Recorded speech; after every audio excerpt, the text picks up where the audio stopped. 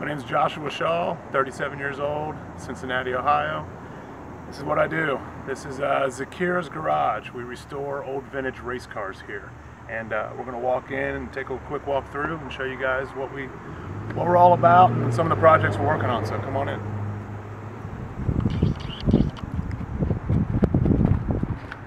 This is an old maintenance building that Cincinnati Bell used to maintenance their trucks. And as you can see, it was built like that. These are some of our projects that we've done. The top car is the 1923 Indy winning Miller. We specialize in Miller race cars. And the middle car is the Blow Valve Special. The bottom car in the center is the Locomobile that just won the Amelia Island Concourse. As soon as the car is done, we do the photo shoot here, and it gets to go on the wall.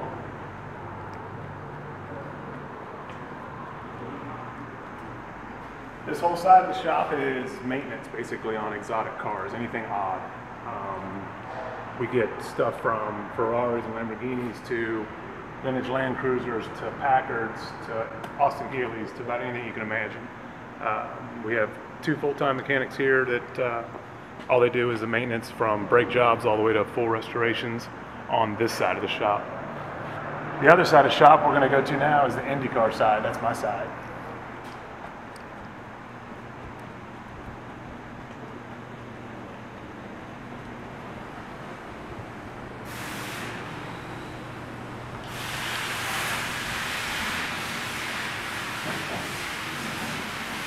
This is a Miller race car. It's a Miller Ford. Andy Granatelli, the guy that started and owns STP Oil, drove this car, and he raced it, and he ended up spinning it out and crashing it. And this is actually a picture of it after it crashed, after it smacked the wall and tore the suspension off. This is Andy in the car when he spun it the first time. He spun it 3 different times. That's at Indy. And amazingly, this car survived with the original paint still on it. It's so rare to find a car with original paint unrestored, untouched. My job here on this car is to put it back together, have it turnkey running, ready to go to a racetrack, but not restore it, not touch the paint. They're only original once, and it's so rare to see one like this that we got to preserve it, we got to save it. This car is about a 6 to 8 month project. The engine's being built right now here in-house, and it'll be a good one. One of the neat things about this car is it's a front-wheel drive Indy car.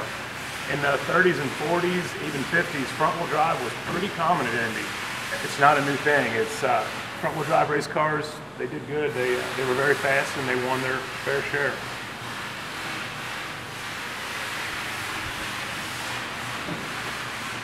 This was also a 2-seater race car, which meant it had a driver and a riding mechanic. The riding mechanics were tiny, little bitty guys, because most drivers just considered them as dead weight. When Andy drove the car, it was a single-seater. He drove it himself, but when this car was first built, it was a 2-seater. You had the rider here, driver here. As you can see, it's got the original gauges still in it, the original everything. Some of the things that were missing were the belly pans. We had no belly pans, so I fabricated this belly pan from scratch. All this is a rear engine mount cover. All this bare steel you see I fabricated from scratch off of drawings of the original.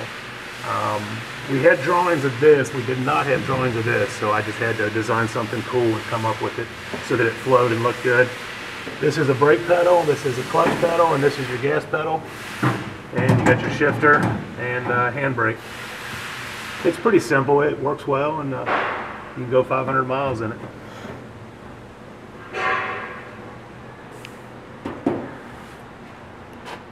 Some of the other projects we have here.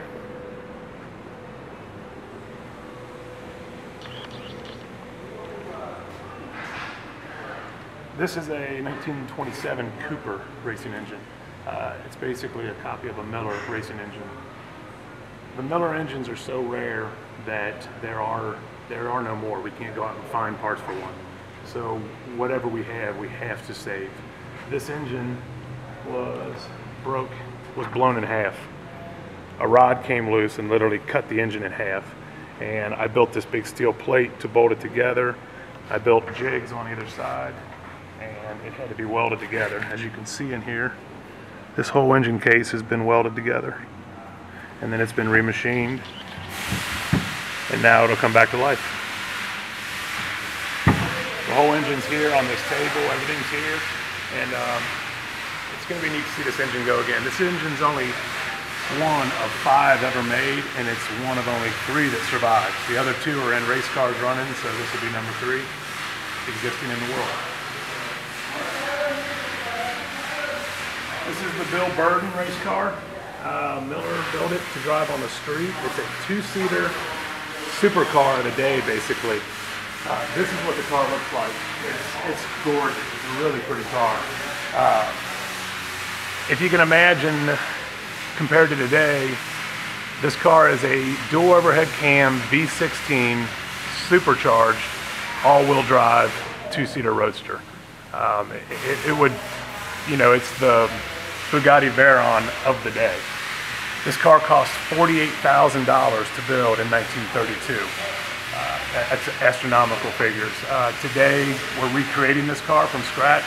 Nothing survives of the car. It got completely scrapped, so we are building everything from scratch. These are new castings that we have made. We have all the original wooden patterns here in-house for all Miller race cars. So we have the patterns sent out, we have castings made, and then we machine the parts from our drawings, and we build a car from scratch like this.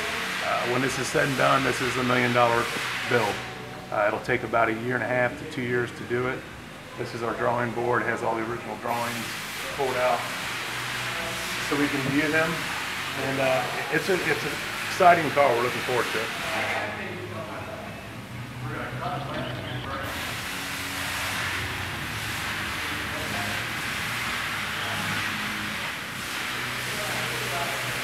When I talk about us building a car from scratch, I mean we build a car from nothing.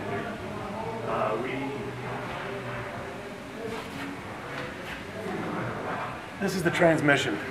This was cast from a wooden pattern out of aluminum. We machine it.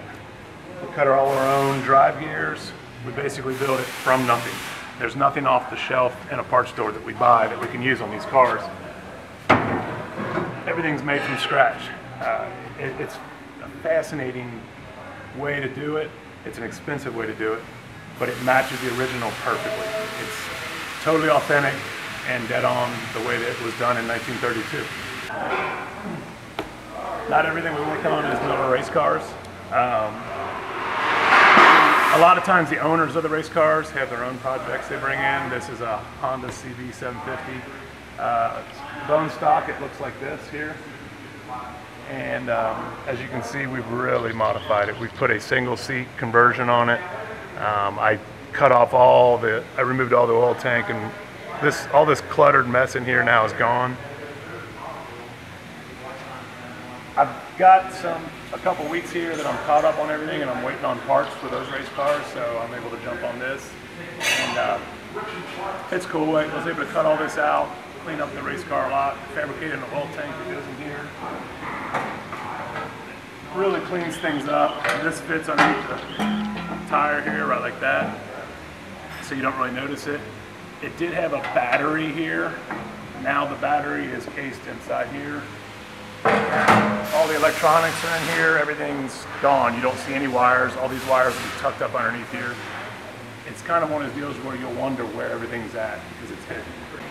This bike had rear pegs. Well, as you can see, we're not going to ride anyone unless they really want to ride. So this was the rear peg for this side, and it's this big hokey ugly looking thing, but it held the exhaust. So once I removed the rear pegs, we had nothing to hold the exhaust. So I made a way cooler looking bracket that is going to weld in here like that. And how we came to this is this bar here mimics the same horizontal line as the whole body of the bike. When you get back and look at this bike now, the whole bike has this huge straight cut line that your eye follows and gives it a real racy look. Now this bar follows that line, the carburetors follows that line, it all flows and and make sense. It would have been just as easy to bring a bracket, a triangulated bracket down, but I don't want to obstruct the view through this rear tire. I want to keep that open because it's nice to be able to see all through there. So we're going to clamp this into place and tack weld it on. So tomorrow I can take the bike over by the TIG welder and TIG weld it on. We stay pretty busy here at Zakira's. There's 5 guys, 5 employees here. We all do our own thing all day long. We all work here, we help each other if need be, but for the most part we have our own projects. We all do our own thing. It seems like we all do good at working by ourselves on our own thing. We'll go around and meet a couple people here in a minute, but basically the only time we really are hands-on together is when we need something lift or help or held into place.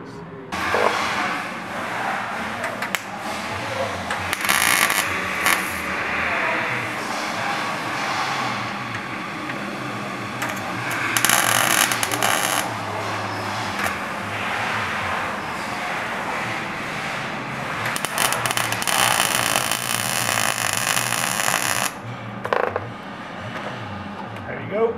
And you can see how it flows the line of the bike, and it looks like an ornamental piece that was added on for looks, but in actuality it's a very important part of the bike and that has a purpose. That's my whole point of, instead of just sticking a straight bracket on something, make it flow, make it look good, and make it pleasing to the eye.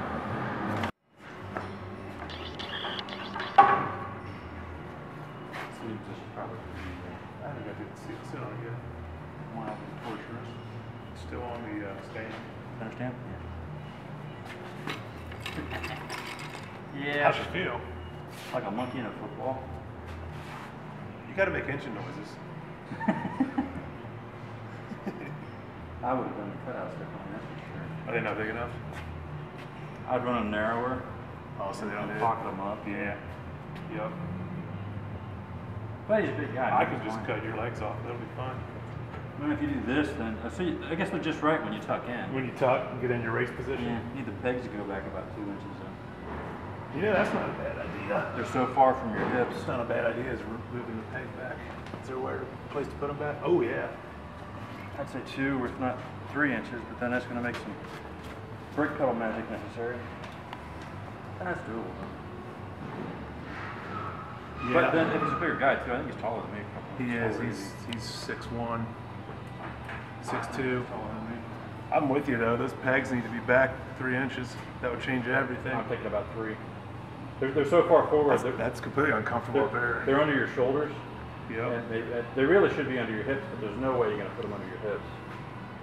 I already got the hair for this. I'm perfect.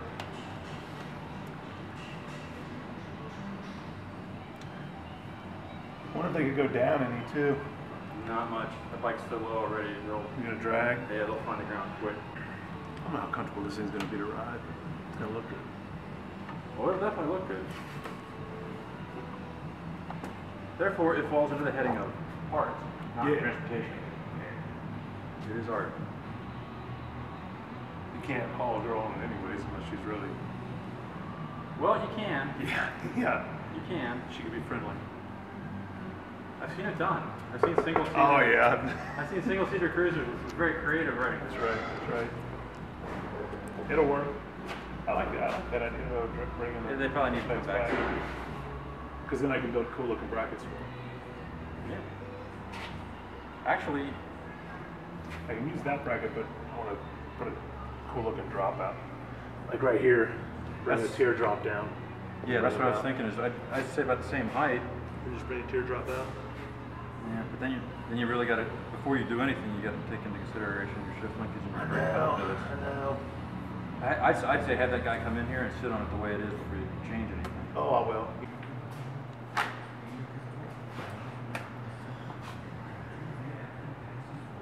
This thing turn out square? Yeah. Awesome. Yeah, it's machined and past tech. Did your length numbers turn out right? Yeah, it shrank actually dead on. When we welded that aluminum engine,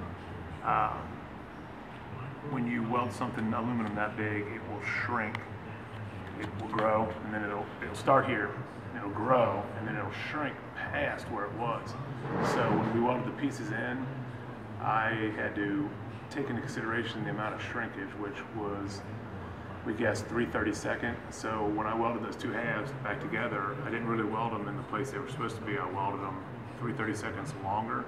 So when it shrank, it pulled it back to where it's supposed to be for the factory. It was a guessing game. It was tense, and it hit dead on. So got lucky.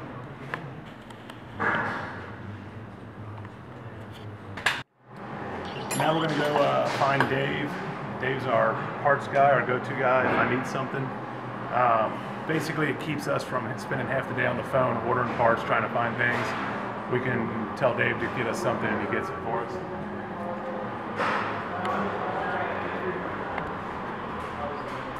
Dave's usually in his office, but I think today he's working on the lathe on something for his own stuff.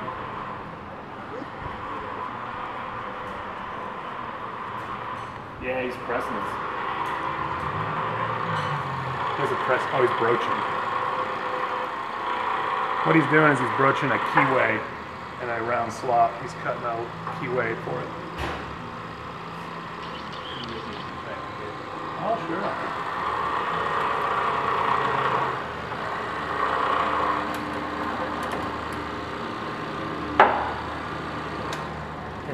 Hi. On Roadster, on the front end parts, where are we at on the steel hubs? He called today, said he's got them lined up. It'll probably be middle of October until he gets them from his source. But after that, probably by the 1st of November, we'll have them. Have them in house? Have them in house, yeah. And then we can get, then we'll know, what about our spindles, so we can get kingpin angles and all the axles? As soon as, coming up on the 1st of November, we'll talk to Don and see if they'll let me go ahead and order those, so we can get them in here around shortly after 1st of November. And then you'll have most of what you need to spec out the front axle beam. Okay, cool. Very good, very good. When you get back up to the office, we'll come see you. Okay. Oh yeah, I done the broach about 2 weeks ago, and I was all excited too. I was. I even posted You called pictures Jelly of to it. tell her? Yeah. I posted pictures of my broach. I was all excited. Yes, sir. Yes, sir. This is Dave Schleppe. He does a lot here at Zakira's. I never know what to say he does, but he orders lots of parts for me. Purchasing. Purchasing, yeah, and stocking and everything. I don't know what all I need to do on this, Dave, but how am I to work with? Pleasure? Well, daily? Well, now, wait a minute. Now, you just tell me that's what I was getting into. No, I find you to be a very diligent worker. One of the things that I've appreciated about you is that you don't screw around trying to decide what you want to do and what if and all that stuff. You look at it, you have a good feel for all of the ramifications of the decision you're going to make, and you make a decision and get on with it, and you don't worry about what if it's wrong or what if it's not the right decision or anything. And most people don't make right decisions 100% of the time, and so that's where if it isn't exactly the right thing that you were looking for, you have the ability to quickly assess it and decide, okay, well, I can modify it, tweak it this way, and still accomplish what I needed to do, and get on about it. Good. And it's I told you about Danny on Gaius. His nickname when he was racing was Danny on the gas, because he always had his foot in the throttle. And that's the way you impress me, the way you go about your work. Don't screw around thinking about things. You don't screw around talking to people. You don't screw around trying to get ideas from other people. You figure out what needs to be done, and you jump in and start doing it. Cool. Good. So, Very nice. Nice of you. Good. Good. Very good. The other thing I would say about you is you never cease to amaze me at the, I'll call it inherent eye that you have, inherent ability to look at something and know how a design should be made to be very functional and at the same time be very aesthetically pleasing. Gotta look good. And, Gotta be pretty. But work. So that's one of the things that I've appreciated too. You kind of blew me away with the paper Peterbilt truck that you brought in. That's right. To think that was all done off of photographs. I'd be willing to let somebody put the pencil or put this measuring stick to that and measure it against a real one, and I'll bet the proportions are going to be right on. It's awful close. Yeah. And I've watched you look at Miller drawings. I've watched you look at photos of the Miller race cars that we've worked on, and things like determining where the fuel fill cap should be. And you have the ability to look at those photographs, and I'd just be willing to bet you come within about 1/8 of an inch of where it was originally, if not spot on. I've got a good ichrometer. Yeah. How often do you get that ichrometer calibrated? Every time I crash on my bike, I usually have to recalibrate my ichrometer. I have pretty frequently that does. Yeah, you gotta try hard. How is my attitude, my temper, and my displacement in the shop? Temperament? It's another area that I have appreciated. You have a pretty good sense for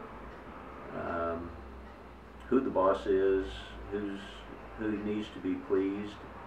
In our case, generally it's the customer, and what needs to be done.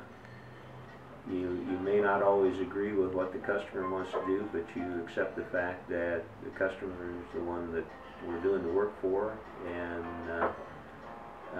you have the ability, even in situations where it's not exactly the way you would have done it, to take the customer's desire, his design, or whatever you want to call it, and do your best to make that idea work, make it successful. Mm-hmm. And not everybody that I've worked with over the years has that ability. If it's not invented by them, then it's no good. And I don't see you being in that, having that kind of mentality. I've yet to see you throw a wrench around here. Yeah. So I have seen you at times kind of quietly walk away and find something else to do when there's a variety of opinions, more opinions than are needed. More Indians than Chiefs. Yeah. What's your overall view of the elders, the old timers, the elders'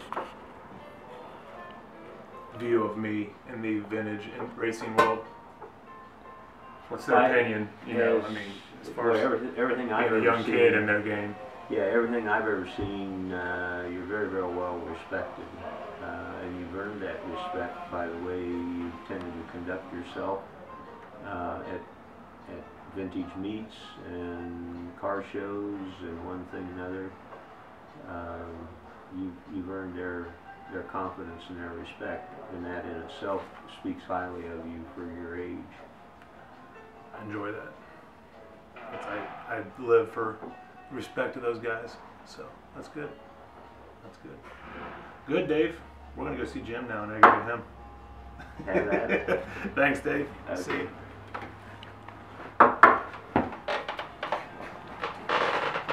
This is Dave's race car he drives. That's the very first small block Chevy to attempt to qualify at Indy. What year was it, Dave? 1961. 1961. Dave drives that car at vintage events in excess of 140 miles an hour. I've seen him do it. That set a world record for open wheel cars on a 1.5-mile track in 1964. A record that was within 0.6 of the full speed at Indy in 1964. Won the Little 500 at Anderson, Indiana in 1977 with Jeff Bloom driving it. I haven't matched those accomplishments yet, but I have a lot of fun. That's right. That's right. Still got time. Yeah. Jim.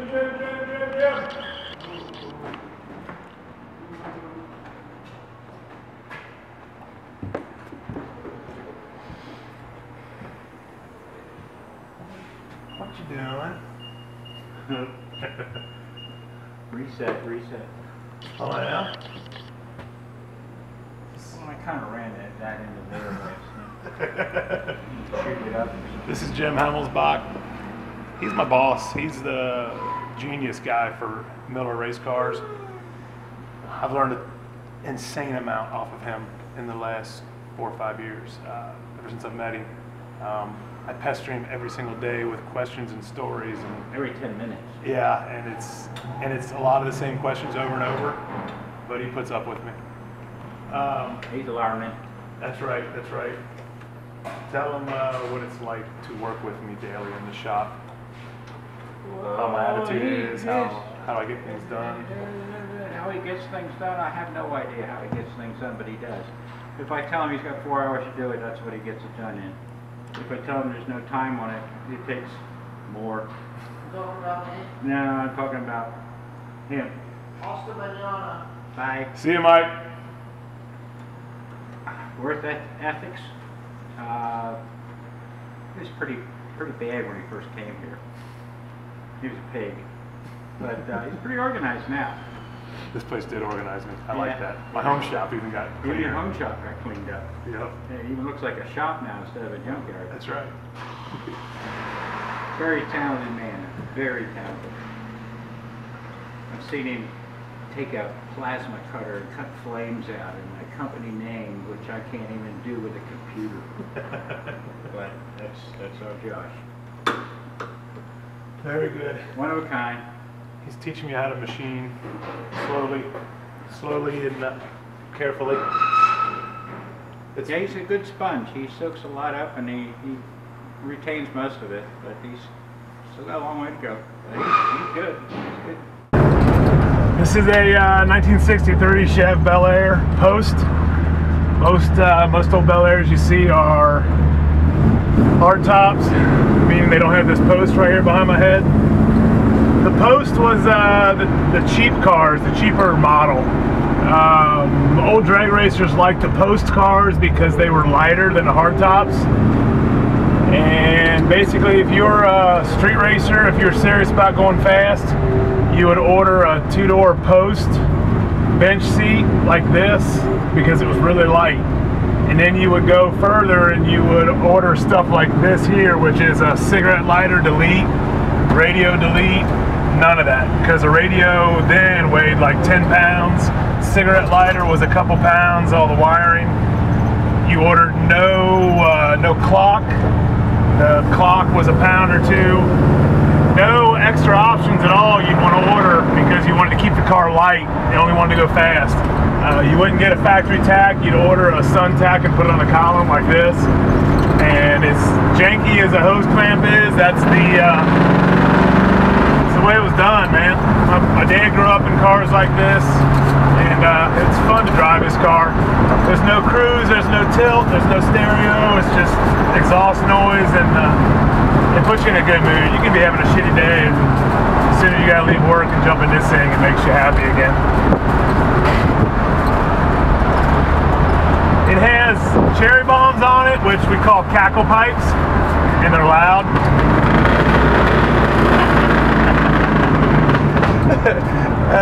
That's fun. 10 million West Virginians can't be wrong. Cackle pipes they're great. It's a 327 with a Muncie 4-speed. It's not a rocket ship, but it gets us around good, and it does what it's supposed to. You can mess with guys in Camaros like this.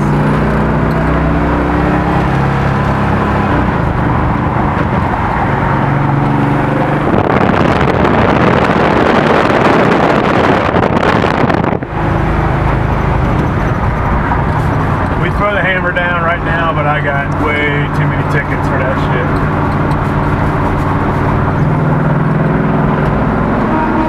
Horn even works. Where we're going is the cable part, and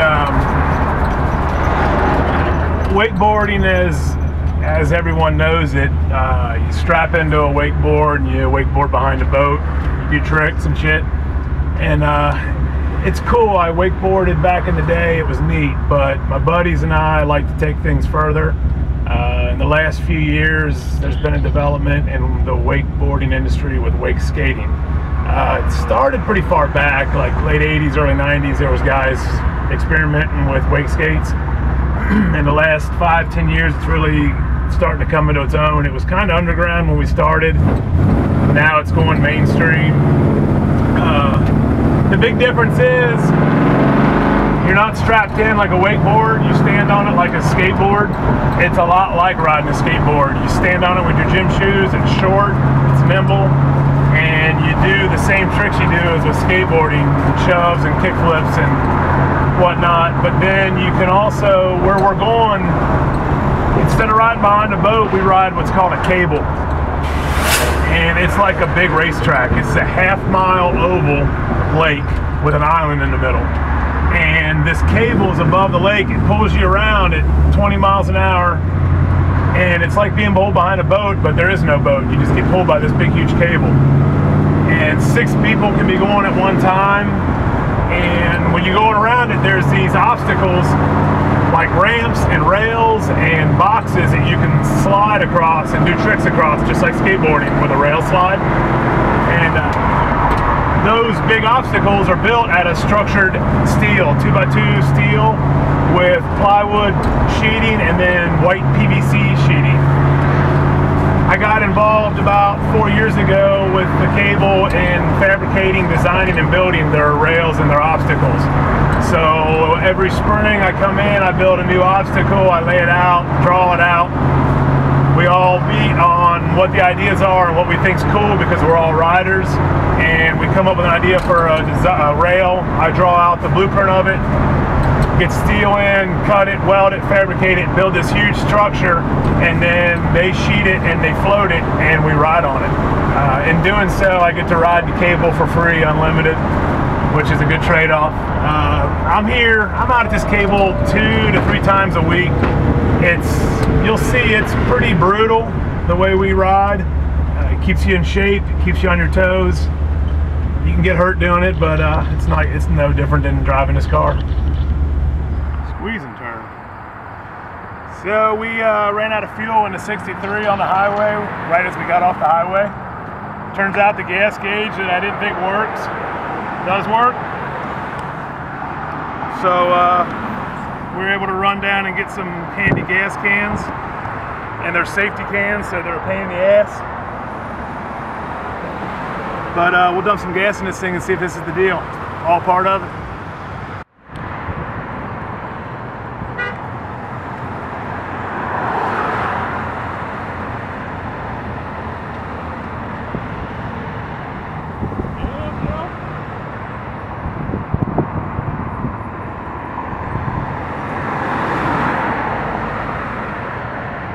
Keys would help. Now for the big test, see if we really were out of gas or not. Might not have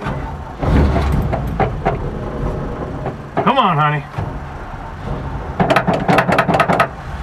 Gotta get through the lines first. You got it in you, come on.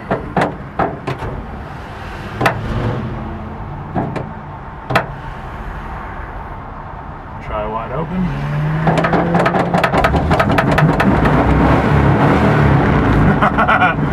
Oh, we have contact.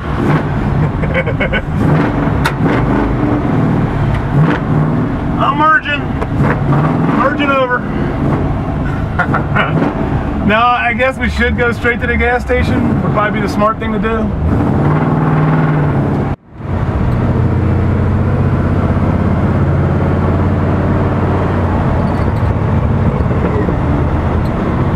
Oh yeah. See the obstacle standing up.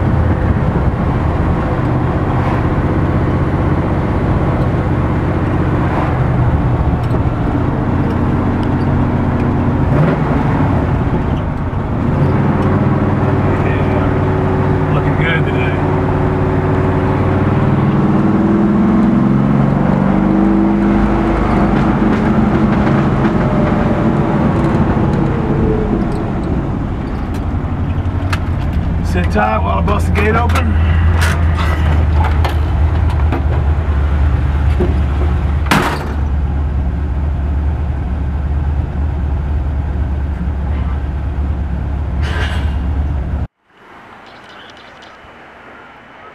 Oh! Troy almost got a kickflip. It's Wake Nation.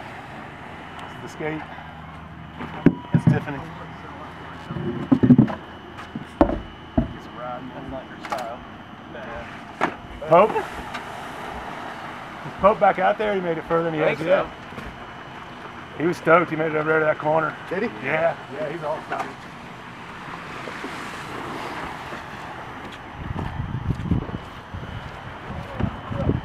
I tried to get the goose shit off the flat box. Dude, I've been washing that thing since I got here. I went around the first corner, I seen it, I was like, oh, I'm not getting on that. Have you hit it yet? Yeah, we had a scrub brush. It's almost Yeah, off. scrub It's brush. almost there. Yeah, it's done. Come on, Tiffany. I know for a fact if I hit that thing, I'd land right in it. Oh, yeah. Face plant.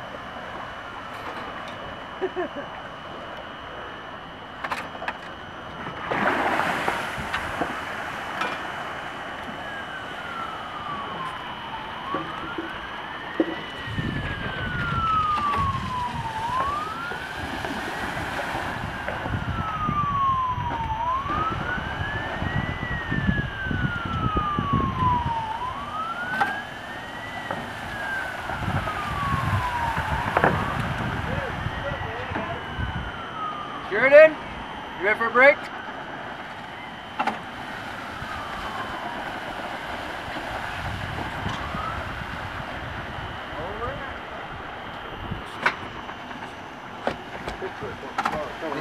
Yeah, you almost got it, man. I saw it coming. I saw the foot position. Foot position was bad. It was bad. What you trying to do, dick flip? Oh, I'll hit him. I'll hit you one. What's that? I'll hit you one. I'm gonna try doing this big one. I always enjoy shoving on one of those. Shaw's got them on rails and I'm gonna plant water. Easy on the rail. Trucker for him. Come on, get further. Come on. Come on. Ah! Hit it hard. Yeah, now try it. Alright. He's still getting around, man. Yeah, he's getting down there. He said he was going. Excellent. Graham, did you see his new edit from the Philippines? Yeah. Graham, wakeboarder here. He's in, where was he? No, I'm good. Thanks, though. He's in the Philippines ride. Oh, and they got to edit there. He comes up over a jump, wakeboard, goes face up, and takes a digger face first right into the rail. Dude, like it's comes hard up. as you can fucking hit it. Oh, like, yeah. like jumping from here to that ramp and landing. And then just face first. And, I mean, got up and went. Yeah, he put his hand out like, I got this. I'll be good. Luckily, my neck broke my fall. He just gets thrashed on that one. The average man couldn't handle that.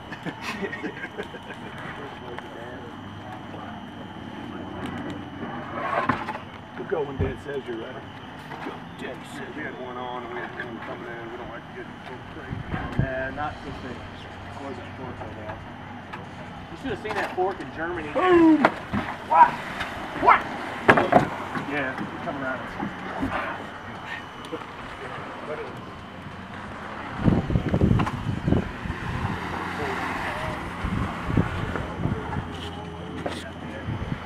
Give me a rope.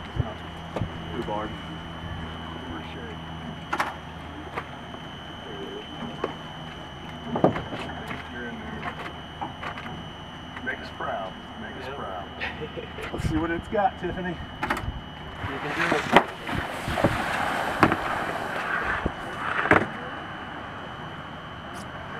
it. You look like a fat body with that. I'm a disgusting fat body without it.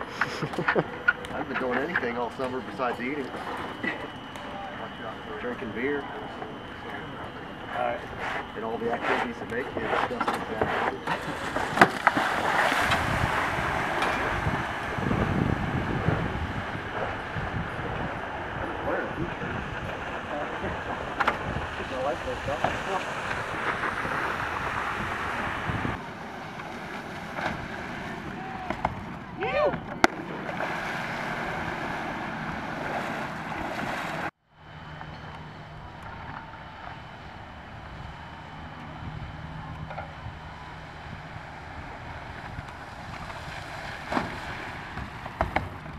Yeah.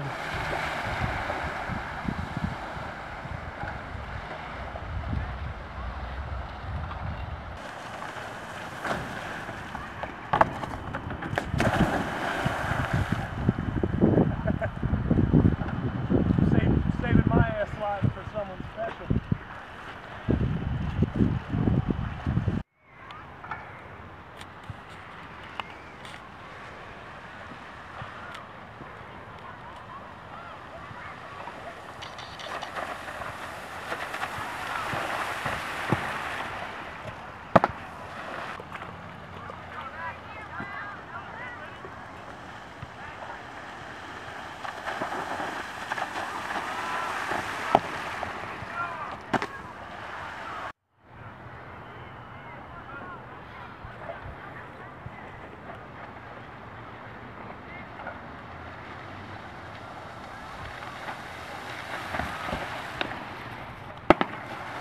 Yeah. A little bit. Like that way? Or Turn it like that. board. Cheat it. Your So you're board. going like that. Cheat it to your left, and then throw it. Do it again. Which way? Well, if I'm on a rail, throw it backward. Pick it up. That's how I throw it when I'm on a rail. You got that. But on water, I throw it the other way. Stay low. Stay low. Like he said, they're cheating it. Cheat it a little, and then throw it. It helps.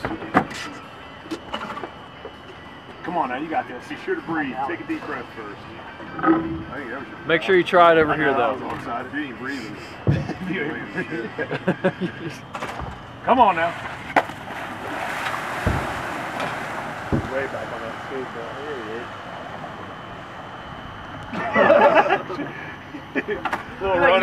little running on the water. I got this. Come on, Dolce. Dolce's got him. Let's see that chef.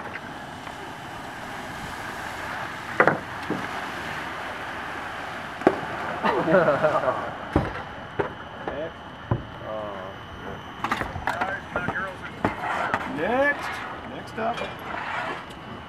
You going for it? Sure. Make that magic happen.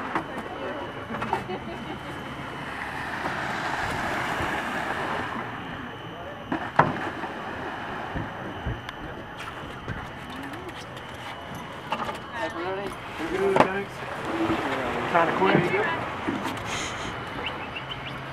Yeah, you want any? Huh? You want any more? I've had a few minutes. You got it. You gonna show us how to do a kickflip, Dad? Old guy. Yeah. Above 50 crowd here. Alright, Troy, let's see it. Come on, Daddy. Daddy's got to get in the right mood first.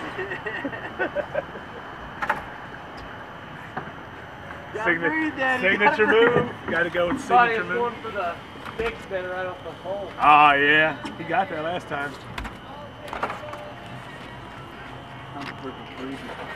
It's not too bad. I mean, it's like 50 degrees or something out there. My scars are kind of purple. Your scars are purple. I'm fine. First corner, get you. I made it. He made it to the second pole. Yeah, I made it to the second pole. You did great, man. You were smooth. You were smooth right out of the hole down there. I told them, I said, you got a tattoo of a skateboard on your hand. together. Gotta somehow get it. That's pretty big to live up to. Walking past there right now and seeing that gap that Ham did. Oh, is that? Can you believe that? Oh my God. That's a huge. It's This not guy even real. got to see his first Daikaiju show. I got to work my first Daikaiju. Is that not amazing? It was fantastic. Life changing. Yeah! Absolutely, man. Like they That's, said, it's caught a biggest pass from down there. You what? Caught a what? Caught a pass down at Petras. That's yours, like? Yeah. Nice. Hands are a little numb. Water's good. The water's warmer than air. I want to show more effort on your shelves, but when I crash, it feels so good. Shove. Well. Yeah. We got it. Tell us about the board. It's a water monster, wick skate. The Pasteur brothers are from here in Cincinnati. And they're with a company called Water Monsters. That's what we're all riding. It's a local company, gotta support them. That's what they look like. That's what they look like stock. Then I had to customize mine, of course. With the war motif, with the attack on all fronts. I used to say attack on all fronts down it, but I've slid some of the rails, it's worn off. And then the top was a skateboard tape that I found out when we were up in Cleveland riding. That's Tiffany, nicknamed Tiffany. Gotta be a T name. Is there still a rope out there somewhere? Yeah, I can get it. I want to rail it though. Huh? I'll rail it. Oh, good. Feel like this, ribbon. I don't go too early like I did last time. Bust my ass.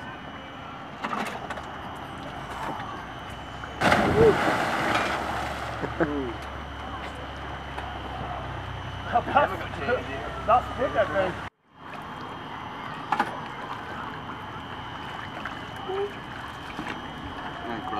Do it.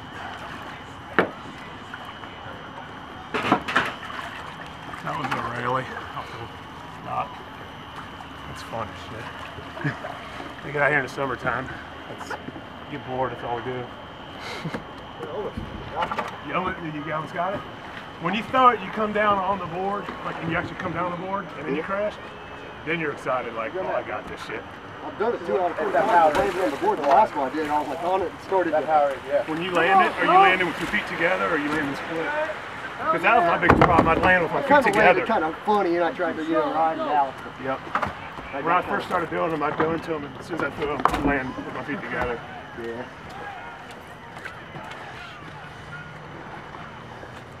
What time is it anyway? Oh, that's Friday. I'm good. 7:30. I'm chilling. My fingers are numb. What's that? Fingers are numb. My legs are starting to get a little numb. Definitely cooled off as soon as that sun went down. What's that? Yup. Don't look like it's moving. Keep waiting on the rider. Oh, well, that's going to get out there. If you go now, you will be the best wake skater on the entire lake. Guaranteed. Dude crashed his motorcycle and he broke his nose and broke his orbital socket. He sent us a picture of him all screwed up. With a smile on his face. Yeah, and his beard. Anyways, I texted him the other day. I'm like, how you doing? He's like, I'm doing all right. I go to my first meeting with the plastic surgeon here in about 2 hours to see what they got to do. I sent him this picture of David Beckman. I was like, tell the plastic surgery that's what you look like before you started. Like me and Dave Beckman, we were twins. And I know he's still got his beard and he's all screwed up. He loved it. I was gonna send a picture of that or Large Marge when like she changes into the craziness. He's like, I'll be grabbing bruise within the week. He was all put out because he's supposed to be here Sunday to ride. After that, you ain't riding now, son. That busted melon.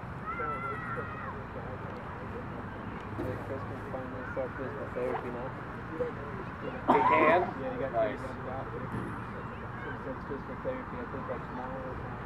He's allowed to start putting weight on it.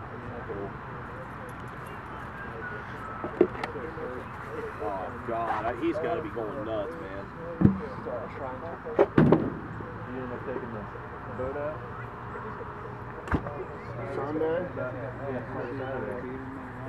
No, I'm going to see you. Fucking El Camino coming up. Did. Yeah, I knew this. I got my paint booth built. Oh, Yeah, I rocked. I put it back in the back corner of the shop, and I put plastic all around it. And then I went and bought 4-foot pressing bulbs and put around it, so I got like a makeshift paint booth. And then I started DAing, and I DA'd the roof of it. It started DAing down the sides, and that car is way straighter than I thought. Really? Yeah, it's straight. You know, I'm real happy with it. About as solid as this. It is. Now I got to board sand it, seal it, and it's ready for paint. 2 good days I could have it done, but the schedule's been tight. Now we got Pumpkin Run Car Show coming up, so it's gonna be tight. Oh, it's 2 weeks away, man. It's no time. That 2 weeks is gonna go so quick. Yeah, pretty much. Shit, this week's over. It's pretty much. Do what? Shit, this week's almost over. I mean, Oh, yeah. it's Wednesday. Yeah, I know. I got that auction. I got an auction to go to Friday and Saturday. Vintage race cars, and then Blue already sold his engine to me. supposed to race Moeller Friday night. If the car's ready, I got to race. I got to drive that TQ at Moeller Friday night. Picky, man. Go back to the auction on Saturday, and then drive Lawrenceburg, the vintage cars at Lawrenceburg Saturday night. Saturday night's a USAC show. You gonna be there? Hey, what's up with your text today? With question marks? I figured it out later when I looked. I was busy. What you talking about? That is, I had a minute. Yeah, not a bad thing. Turn some lights on there. Yeah, that's good. Yep. Your neon horse flickering? Yeah, Don, I gotta get down to, I got to do a transformer. I'm hoping that it's the right size. The one back there, the old size of the physical size of it. Oh, wow. Oh, yeah, that's good, right? Hey, how are you? Yeah, yeah.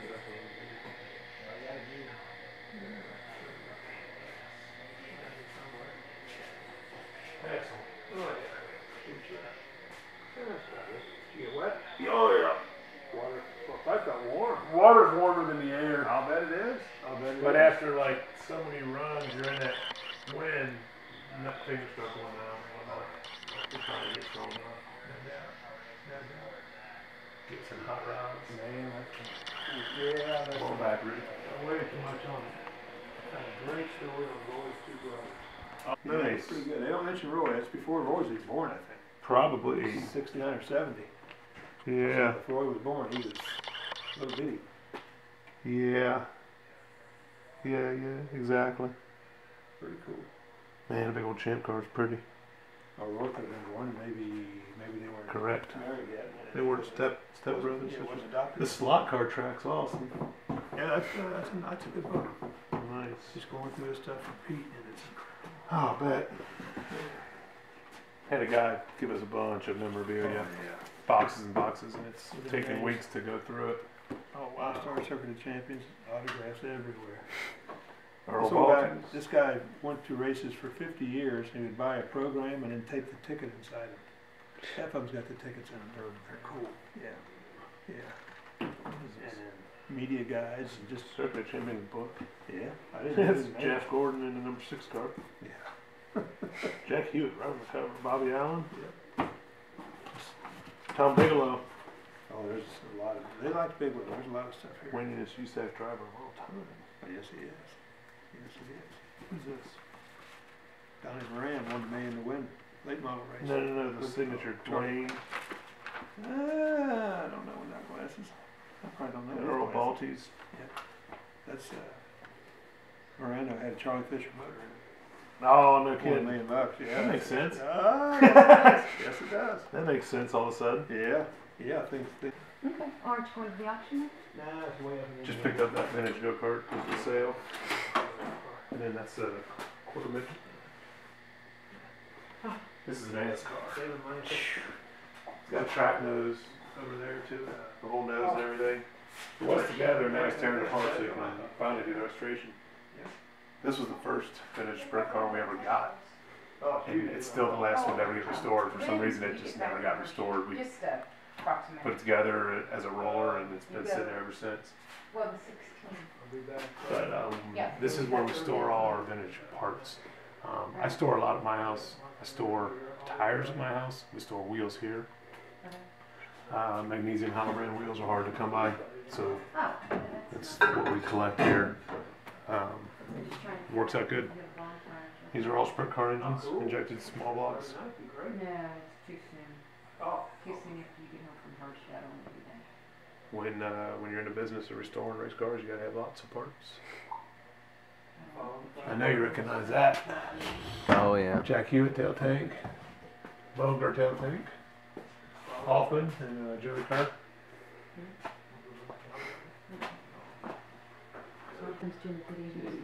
She's in here late Friday night. That'd be. Leave now. If I'm racing Friday night. Oh, it's time. If I'm racing Friday night, I talked to Terryman today. They hadn't even touched the car, which is fine. He ordered a cable. It should be in tomorrow. Okay. I don't know. I'm 50-50. I think if he pulls that car out and looks at the engine, they're going to find issues. I do too. But there's an Indy roadster in there that's cut down into a sprint car, and Ken wants an Indy roadster. And I think it's an Indy roadster, but I got to go look at it in person and see. Remember when I went to Nashville 2 weeks ago and saw Bill Aiken, the old guy? I went down there to show him pictures of the car to see what he thought. Okay. And then he told me, yeah, he thinks it's a real race car. And everyone else I've talked to thinks it's a real race car, but I got to see it in person. Yeah. So we go up Friday, and they're going to be selling parts, wheels and tires, and then we'll look at the car, and if it's the real race car, if it's got history, if I think it's a good deal, then we go back Saturday and buy it, because they're not selling the cars till Saturday. I see. I called the auction house this week and got a schedule, and she said, I was hoping it was Friday, but it's not. Okay. All right. It's not. Well, yeah, when Jenny said we'd go, she said we'd go to like a late lunch, and I'm like, oh, that's great. That's real good. So, so anyway, that'll be fun, because then we'll just go, her and Brandy and I told Brandy to get a babysitter for Gunner. Brandy and Yeah, cool. and Jenny and I'll go out to a late lunch. That'll be fun. Yeah, well. Yeah. So but I'll be in Monticello, and then I'm driving straight back to Moeller to race. And then I'll race at Moeller, and then Saturday morning I got to cut out for that auction. I'm leaving Friday morning at 4:30. Oh, honey, that's and then a I'll long race. day. Yeah. And then I'll race. Look, listen to me. I got I up know, you're at still 4. grading papers at 9 a.m. Well, and I tonight. got up at 4 Saturday, ran that race, came home, went up to Terry's car show, came home, went out, got home at midnight. And I lived like you did. Yeah. So I got to race Friday night, and then I'll get up at 4 a.m. again and go back to the auction, because they start selling at 10 o'clock. And then if we buy the car, I guess we got to load it up and be back at Lawrenceburg in time to race, because I got to run the vintage car Saturday night. I don't know, we'll see. Wow. The wild card is we get up there Friday and I say this thing's junk, and we come home and we don't go back. But I don't think it's going to happen. I'm pretty adamant that it's a real race car. Yeah, I think so, or they wouldn't put it in the auction, do you think? Yeah, I mean, it could be, well, what it is it could be a car with absolutely no history, which means it's not worth a lot. Okay. Ken wants something with history. Okay. But then you got to ask yourself if Have it's you got already no... researched it? Yeah, I can't find it. I can't find it in the books. That doesn't mean I'm ruled out, it just means I haven't found it yet. It took me a year and a half to find Curtis. I've talked to some guys up in Indy, they all say, yeah, it's a car, but it never did anything. But the guys I'm talking to, I don't trust. They could be telling me that because they don't want us there buying. Oh. They might know exactly what car it is and they want to buy it. So Yeah, true. that's another wild card. And then if it's a car with no history, then does that mean no one's going to buy it? It's going to sell super cheap. It's And still then an you'll Indy find the roadster. history on it. That Yeah, would we be the can't best live with thing. the Curtis. Yeah, and look at, And that and you'll car find came out to be awesome. get a car with no history and then find the history on it. Yeah, it's got a Yeah, history. If it's an Indy yeah, roadster, yeah, it ran exactly, ran Indy. exactly. There's history on it, Yeah. and you'll find it. That's the Exactly. best part. Exactly. Yeah, you will. Good. That'll make for a long and Oh, yeah. interesting weekend. Yeah, it'll go fast. It'll be adventurous. Sunday's still open. Well, no, it's not. I'm supposed to go to the parts on the west side. Oh, okay. And then you'll take Jenny with you there. Jenny will probably go home at noon. Oh, Because okay. she's Yeah, got to that's be at work right. Monday morning. Yeah. But the guy sent me pictures of an engine in the basement. and there's a part in the pictures that if it is what I think it is. Those are HAL engine covers, which is what he sent me. Yes. See that piece right there? Yeah. I'm 99% sure I know I'm looking at that's a Miller engine part. There was writing on the top. What did the That's writing the say? HAL. That's the Oh, HAL okay. part. It says HAL Akron, Ohio. That's a HAL dual red cam engine conversion. That part next to it's a Miller cam cover. And if that's a Miller cam cover, that's I gotta get And that. that's where you're going Sunday. Yep. It's in the basement of the farmhouse in Chevy. When we went to the funeral over there. Oh yeah. It's right down the street. I know. I know where you mean. Yep. Ooh. Yep. Yeah, I'm looking forward to it. That's where Dad and I went to tonight to look through all that stuff. Okay. Same guy, but we didn't go in the basement of the house yet. Well, you could spend the rest of the afternoon there Sunday. I could spend all day. Yeah, you could spend a long time there. Good. I haven't told Dad that I'm not going back yet. He wants to go back Well, I too. might, yeah, he might go with you. He wants to. He's like me. He wants to go, but he doesn't want to spend any money because we got Hershey coming out. I know. That's what he said about the auction. He said about the auction. About Saturday, going to the auction. And I can understand. I mean, he wants to Oh see it yeah, for- yeah. Hershey has everything.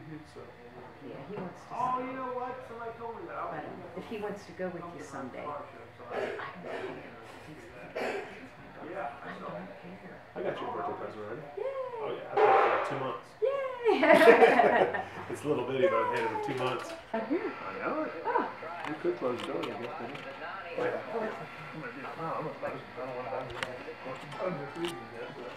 That green go-kart was the first kart I ever ran and raced all throughout my life. And then the black two-cycle next to it, my dad ran when he was in his late 30s, early 40s, and then I got in it and raced it. That was the first two-cycle I ever raced. And then we got, what's that? It was. What? I Yeah. forgot about that. And then we got it back and put it back together and got it running, and Gage got to drive it last year. So 3 generations have ran that black cart. Just right. Just right.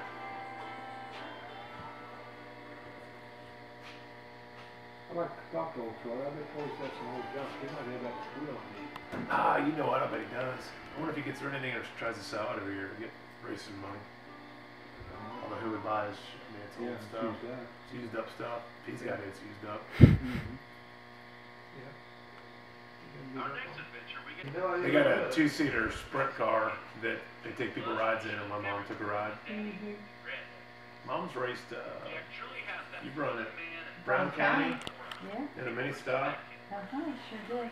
You ran my go-kart. You ran about everything we've ever had. I ran NASCAR. Yeah, you drove a I NASCAR. drove NASCAR. Yep. Uh-huh. How could you get to go there? 129. Nice, nice. Yeah. Just put clear silicone around it and snap it on there. Either one. I just added on the bolts, on the 3 bolts that are going to stick out. Okay. Yeah. Borrow Dad's trailer, lost a hubcap. Oh. He's not letting me live it down. Oh, no. The new trailer or the black trailer? No, the black Yeah, trailer. the new one's out. Which is goofy. We lost it early. I Because can't figure that out. Well, Jim did something to adjust those feelers on there. Those little knobs. Take it off, or- Oh, that would be Tuesday. I'm glad you jumped over 4 motorcycles with a I haven't bus. made that in a long time. That's me and Dad running vintage cars. That's me and the Curtis, and that's Dad in his black car. That's when you're throwing rocks at me. Yeah, you know. This is Dad pacing the field at Lawrenceburg. That's me pacing the field at Lawrenceburg. Yeah. Just right. And then this is Tony Stewart going out of the ballpark. Yeah. You'll appreciate that. Salem. Yeah, there's Hoffman's car flipping there too. Yeah, They had a autograph session with Tony Stewart a couple years back, and Gage got lucky enough to go. So everyone's standing in line with their Tires. Home Depot NASCAR and their tires and all the NASCAR stuff. And Gage walks up with that picture of Tony crashing and asked him to sign that. I was there for an hour and a half, literally, because he had to go call his manager, call his race car owner, call that guy. And he brought everyone over to show him. Check out this. This kid's got a picture of me flipping. Yeah. Christensen, his exact words were, his exact words were, I was 16, that one hurt. That one hurt. I felt that one. That was his first big ride. Yeah, crash, that's for sure. Yep. That's excellent. Well, I'm gonna pull this little white car in, bud. Pull it in. I gotta unload a bunch of stuff, and we'll be out of here. Okay. No problem. Yeah, before your book bag. I'll see you, Dave. Maybe I won't see you till Sunday. It might be Sunday before I I'll see you, see you, but honey. I'll see I love you. you. I love you too. I'll talk to you soon. Dave, I'm a clever girl. Oh, you got your clever girl I sign? love it, and I'm going to put it up in the bathroom in the house. It looks wonderful. Awesome. Now we are back in Dooley, daily driver truck. I'm gonna head back home. Basically, that's it. That's a typical Wednesday. You know, we go to work and work at Zakira's, play with the vintage race cars, make things happen there, and as soon as we get out of work, do some relaxation when I can. Usually once or 2 days a week, I try to get over to the cable and ride the cable, and it's a good release. It's a good workout. It's good time with buddies. And then I'm always stopping in at Dad's house to see what's going on there. I live 5 minutes away from Dad's house, and whether it's picking up parts or dropping off parts, or just to stop in and say hi and steal some food, it's a good time. It's a good family oriented deal. Thanks for hanging out, and we'll get this all buttoned up and ship it off to you guys. Thank you.